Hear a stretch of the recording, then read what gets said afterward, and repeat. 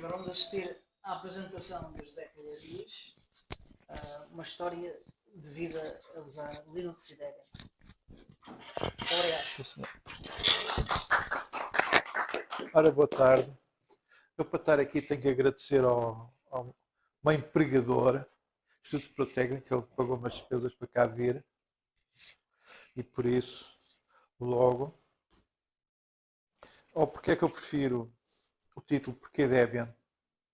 Isto não é uma sonda de coordenação. Isto é a minha história de vida no início, durante os anos 90, usar Linux e Debian. O que é que aconteceu e o que é que marcou a mim. Nesta apresentação vou descrever um pouco de mim, os eventos do início dos anos 90 e os eventos pessoais da década de 90, o meu primeiro contacto com Red Hat e o meu primeiro contacto com Debian.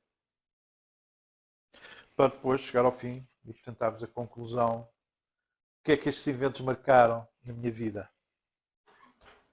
Quem sou eu? Desde 1993 considero-me um sysadmin do Unix e Linux. Ou seja, faço gestão de administração de sistemas desde esta data. Também sou contribuidor de Debian, desde longo tempo, por isso não tenho data, não sei quando é que comecei.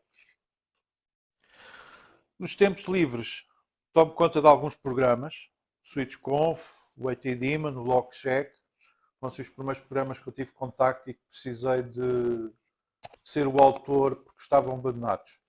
Eu precisava deles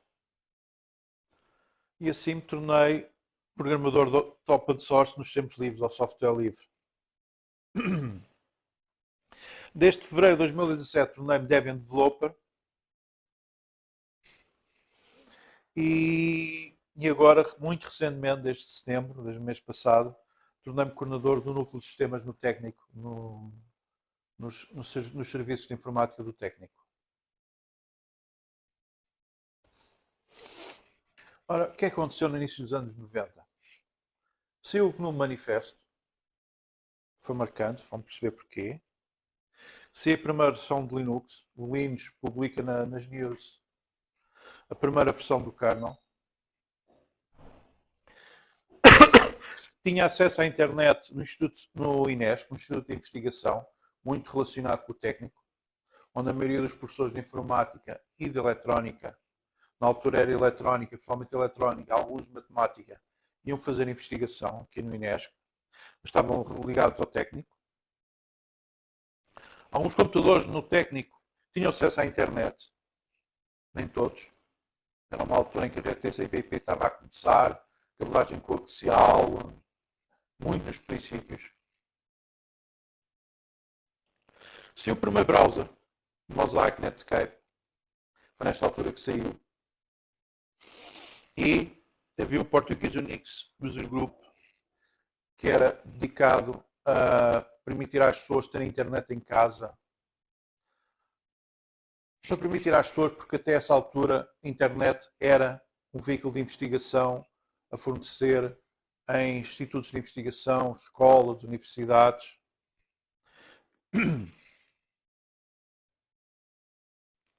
E se o Windows for grupos com extensão de TCP/IP. Já vão perceber porquê. Pois bem, o que aconteceu na minha vida nos anos 90 e 91? Comecei a frequentar o curso de informática no técnico. Lá havia umas workstations digital a correr Unix com processadores RISC, que era o que se considerava o futuro na altura. Máquinas RISC. Com terminais de texto chamados VT e alguns terminais a preto e branco com os monitores enormes. Não eram assim tão grandes, mas na altura pareciam ser assim enormes. CRTs a preto e branco. E foi a primeira vez que li o GNU Manifesto. E eu fiquei, o quê? Software livre? Fazer coisas para ajudar os outros? Marcou-me. Fez impacto. Não pode ser que foi uma revolução de um dia para o outro, mas marcou. Tinha acesso às GNU Tools, como Bash, Shell, que era uma melhor Shell do que era o C Shell e TC Shell que era o que havia na altura, na maioria dos Unixes. GCC, a maioria dos Unix, nem sequer dizia um compilador se você não pagasse por ele. O Debugger, um editor decente, que não o VI, porque para mim editor decente não é o VI, mas isto é outra guerra, não vamos entrar em guerra, e o GNU TAR. As implementações tinham TAR e havia o TAR da GNU também. E tive acesso a umas workstations da Silicon, no Inesc, que eram umas workstations que corriam Unix, com gráficos muito avançados, mas ambiente gráfico como só se tornou vulgar alguns anos depois, com uma interface gráfica também bastante avançada para a época. Portanto, em capacidade gráfico, número de cores simultâneas, resolução no ecrã, taxa de refrescamento e menus gráficos extremamente avançado para a época. E o que é que havia nos laboratórios de informática? Uns 386 com 5 MB de RAM. O tempo que lá vai. A correr uma versão do Unix DSO, que era, meu Deus, aquilo... As pessoas acharam que aquilo era útil para correr Pascal e uma variante de Pascal, agora não me lembro o nome. Não. Parecido com Pascal, mas não, o Delphi é muito recente. Ada? Não. Pronto, uma variante. Mas aquilo era tão pouco útil para os nossos trabalhos que a gente acabava a reinstalar a máquina ou fazer um reboot à máquina para correr DOS ou Linux.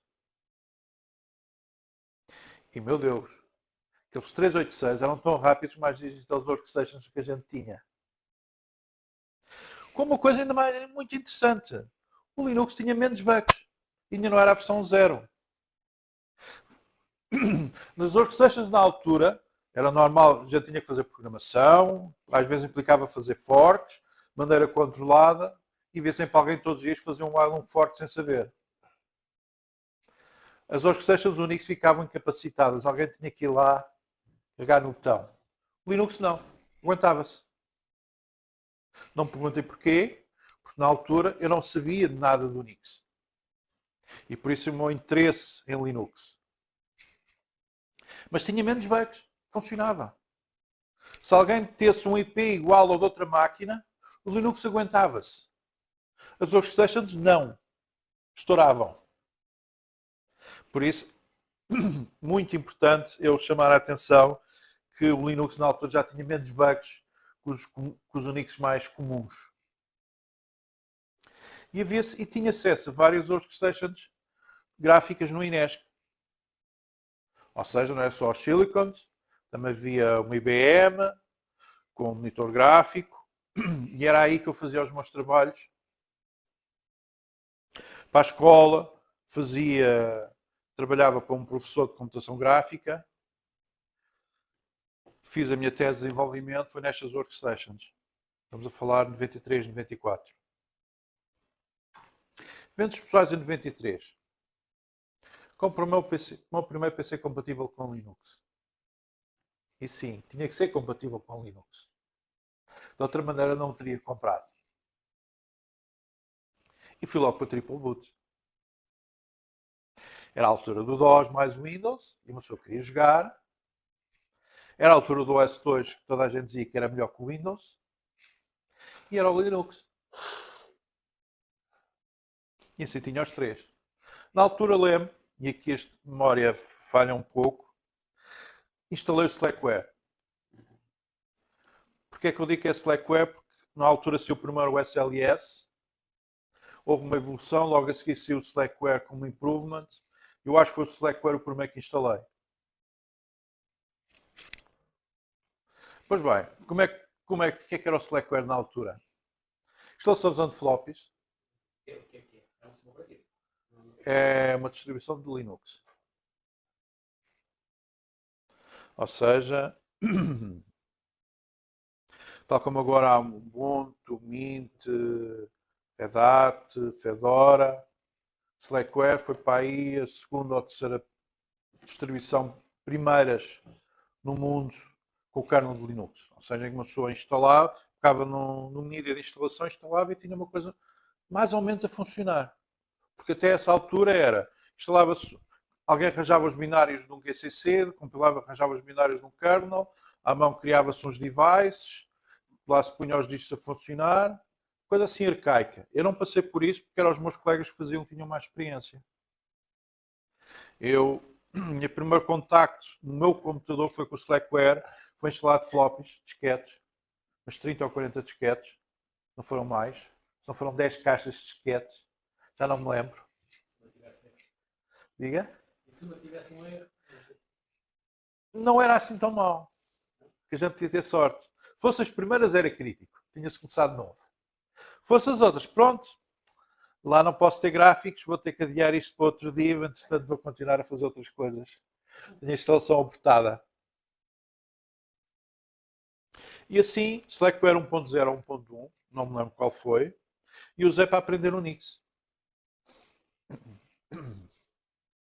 E assim aprendi a ser um administrador de Linux, no geral. E como curiosidade, não sei se vocês têm uma noção do tamanho das disquetes na altura, em termos de capacidade, mas o código de kernel Linux que havia lá dentro, numa disquete de 1.44 MB.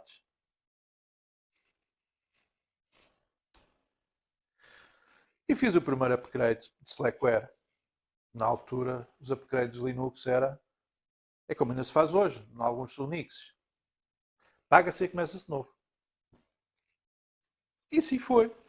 Terminei o meu curso, terminei a licenciatura em Informática no Técnico, e fui para casa sem internet, e por isso rapidamente arranjei um modem, uma linha telefónica, e liguei-me à internet através do plug, num modem a 28.800 bits por segundo. Quanto é que vocês têm de internet em casa atualmente? Pronto. Os tempos evoluíram muito. Mais eventos pessoais. Fiz o meu segundo upgrade de Slackware, ou seja, por reinstalação de zero, outra vez a reinstalar de zero, só que desta vez eu já tinha muitas personalizações no meu Slackware anterior. E então, jurei a mim mesmo que se pudesse não voltaria a fazer o mesmo. Não queria perder as minhas personalizações. Estavam ali muitas horas a personalizar as coisas, X, ligações à internet, software, compilações, personalizações de shell. E então, como pensava que o Slackware já estava a ficar antigo, comecei a procurar por uma nova distribuição de Linux. E era a altura em que se comprava bundles de CDs com mirras da internet e distribuições em barda lá dentro. E assim eu fiz. Comecei a comprar uns conjuntos, e Magic, e não só. E instalei a Red Hat e depois Debian a partir de CDs. E como é que correu? Red Hat nos anos 90 tinha várias aplicações gráficas para fazer administração de sistemas já na altura.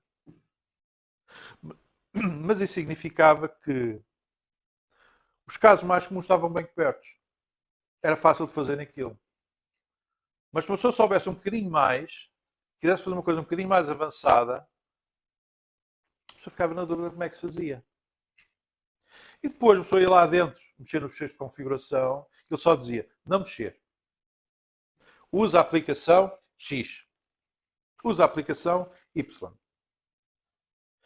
E depois, ainda outra coisa que era, eu na altura, no trabalho onde dava, não saber alguma coisa do Unix, eu dava formação do Unix a quem queria. Significa que formação do Unix era aprender como era um BSD ou um System 5. E a Red Hat não era nada disso.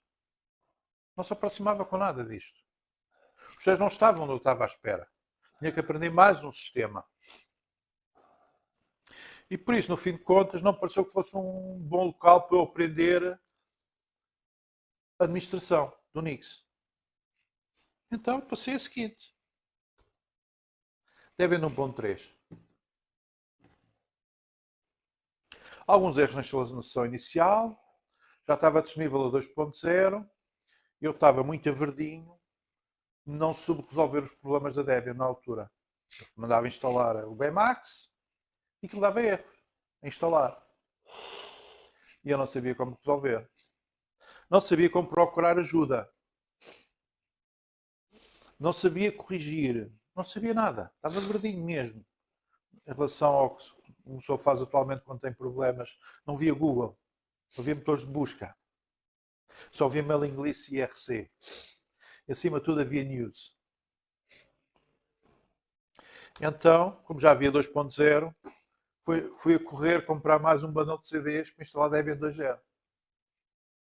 Então o que é que eu encontrei? Os seus textos podiam ser editados pelo administrador de sistemas e eram observados nos upgrades.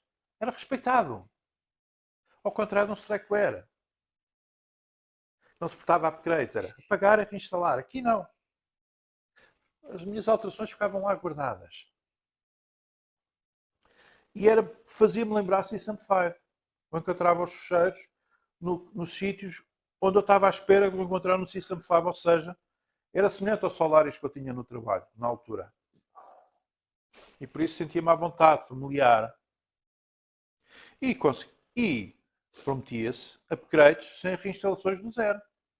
E eu, é lá, está-me a agradar.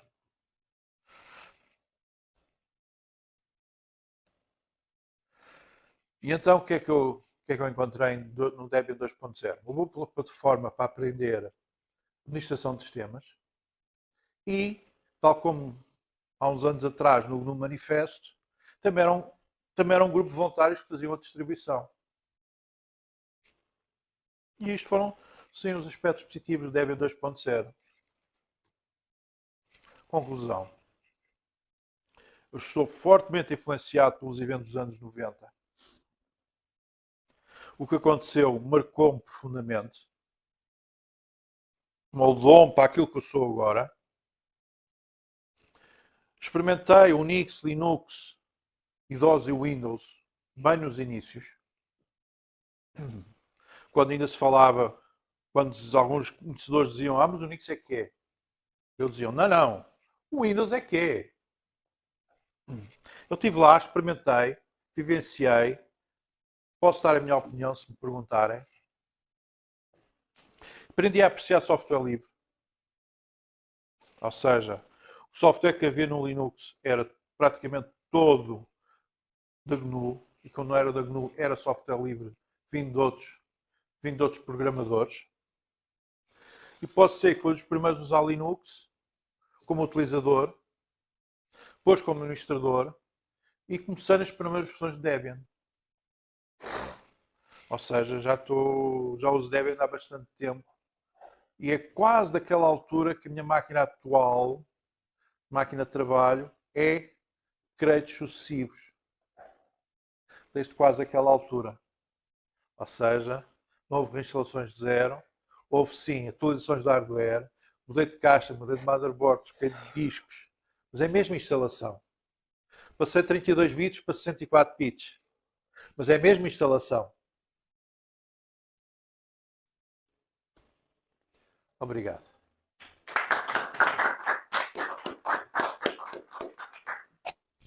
Uma pergunta para ti. Tenho lá um Celeron, já aí com. Algumas perguntas? Eu tenho aqui uma, mas eu estou aqui ao pé do Calhariz, ouve-se bem. Tenho um Celeron, comprei 1 GB de RAM. Sim. Aí uns 200 GB. Isso é uma fortuna. Não é uma fortuna, isso é uma enormidade. 200 GB Para a não, antiguidade. 200, sim, de disco. E aquilo é 32 bits. Aquilo tem Debian, acho eu. Acho que ainda tem Debian. Achas que ainda consigo fazer upgrade daquilo? Consegues? Eu fiz versões mais antigas. Aquilo tem uma versão de Debian. Aquilo é para aí de 2010 ou coisa assim. Oh. Consegues fazer os upgrades e consegues. Depois depende do que quiseres fazer com o hardware. Não, aquilo é só para fazer umas brincadeiras, para ter um hardware de 32 bits para lançar umas coisas Sempre daquele umas tempo. brincadeiras, nem faças upgrade. Não? Não, Ok. não vale a pena. Quanto mais upgrades fizeres, mais RAM o kernel vai consumir, Então é verdade. mais RAM as aplicações vão usar, a menos que sintas falta de algum pormenor. Não, sim, de repente. Talvez precisava de suporte para interfaces de rede de, gigabit. Mas, Em vez de ser pois, 10-100. Porque eu tenho só 10-100. pois, Mas nesse caso ia precisar de uma motherboard nova, porque acho que aquela não ia suportar aquilo armazém antigo. Se tem calhar, aqui é se só calhar, ISA, não tem PCI. yeah. Não, agora tem aqui três veteranos do software livre. Quando você começou? Eu, em 1997. Não, Eles em vocês são 1993. mais antigos do que eu. Eu comecei em 2000. 2000, você é novinho. Quer dizer que começaste bem cedo. Sim, eu comecei um bocadinho mais cedo, sim. Mas tive a sorte de já haver, ser muito mais acessível naquela altura Sim. do que era antes. E tinha um livro do Unix, não era de Linux, era um livro de Unix, segurança do Unix, e foi isso que me interessou nos sistemas Unix, porque ele explicava como é que as coisas funcionavam, como é que os mecanismos de segurança funcionavam, como é que os softwares para criar um sistema mais seguro funcionavam. E fui-me interessando pelos internals do Unix a esse respeito. E depois, pá, tenho que experimentar isto a sério. E depois, curiosamente, um funcionário da Microsoft deu-me uma cópia de Mandrake e uma de Red Hat Linux. E nunca Ah, consegui instalar o Mandrake até ao fim. O instalador dava um problema qualquer, já não sei Em qual é que que era. ano? pois. Foi em 2000, foi em 2000. 2000. Eu entrei só meados de 2000. Então você estava talvez um pouco de mais cedo com Pois. Mandrake. Mas Mandrake Linux foi fácil. Para mim sempre foi fácil. Também antes. É. E o Mandrake Linux, antes de eu começar lá, em abril de 2000, foi também o ponto com que eu conquistei a minha esposa, pois eu instalei Ah, para ela e resolveu o problema com a placa de gráfica e ela estava muito, muito feliz para ter um ok. PC para trabalhar no doutorado dela a partir da casa. Isto é literalmente a história mais bonita que eu já ouvi sobre Linux na minha vida. Nunca consegui nada desse tipo. Pois. Não. Ah, mas acabei por instalar o Red Hat Linux e usei até surgir o Fedora. Quando surgiu o Fedora, mudei para Debian. E usei Debian até 2000, quando surgiu a Fedora? foi 2003. 3 ou 4, já não sei se. Acho que Ok. 2003, pois tem a mesma quantidade de edições do Ubuntu e Fedora. Uhum. Eles estão saindo cada 6 meses, mas Ubuntu com mais constância. Acho que o Red Hat começou um pouco mais antes, já em 2003, pois não temos 20 anos de Fedora. Uhum. E entraram de ajustar a densidade dos lançamentos Uhum. para ter também 6 6 em meses. 6 meses. É. E, e isso chegou que sempre tem um lançamento da Ubuntu, exatamente em abril e outubro de cada ano. E o Fedora é sempre um pouco de semanas diferente. Já aconteceu ser na mesma semana, já aconteceu. Sim, sim. Pode cair na mesma semana. Eu me lembro também uma vez, isso foi em Brno, no Linux App Summit, Uhum. nós fizemos um bolo, uma release party, um bolo com a metade Sim. a cor de laranja para Ubuntu, uma outra metade cor azul Eu vi a fotografia. para a Fedora. Fedora. Pois foi.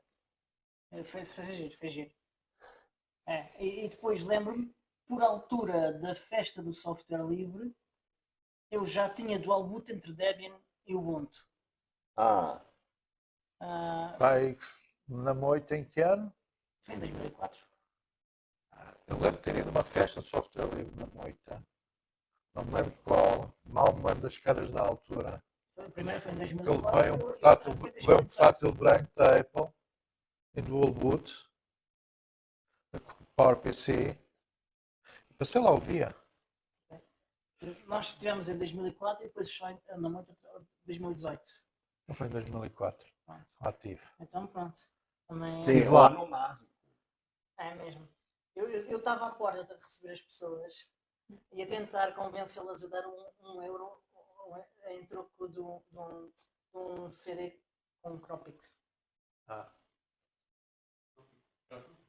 Knopix. Knoppix, o Debian que está rodando a partir de CD. Yeah. Era uma coisa nova na altura. Sim, pois hoje em dia não é uma coisa nova mais, pois o Ubuntu bootando deste jeito. E foi engraçado.